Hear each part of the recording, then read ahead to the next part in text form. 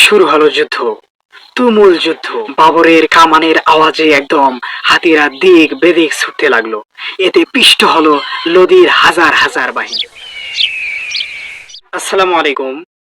নাম জহিরুদ্দিন, উপাধি বাবর, জন্মস্থান উজবেকিস্তান। পিতার দিক থেকে তৈমুর লং এবং মাতার দিক থেকে চেঙ্গিস খানের বংশধর। চোখে সুবিশাল স্বপ্ন, যেমনি ভাবা তেমনি কাজ। শুরু হলো অভিযান।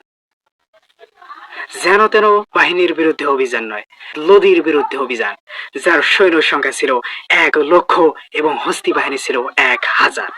এই সুবিশাল বাহিনীর বিরুদ্ধে যুদ্ধ করবে মাত্র 12 থেকে 13,000, কিন্তু সুদক্ষ, সুনিপুণ, সুশিক্ষিত, আধুনিক অস্ত্রে সুসজ্জিত।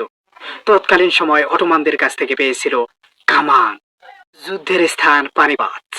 সময় 1526 খ্রিস্টাব্দ। শুরু হলো যুদ্ধ। তুমুল যুদ্ধ।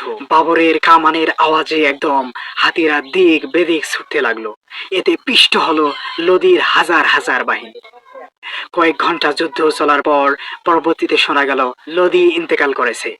এভাবে আর কিছুক্ষণ যুদ্ধ চলতে লাগলো। এরপর যুদ্ধ শেষ হলো। যুদ্ধে জয়যুক্ত হলেন বাবর। প্রতিষ্ঠা করলেন মুঘল সাম্রাজ্য। ভাবে প্রায় বাবর ভারতীয় উপমহাদেশ 4 বছর শাসন করলেন। পরবর্তীতে 1530 সালে বাবর ইন্তেকাল করেন। এভাবে ধারাবাহিকভাবে তার সন্তান, তার নাতি, এভাবে মুঘল সাম্রাজ্য প্রায় 350 বছর শাসন করে।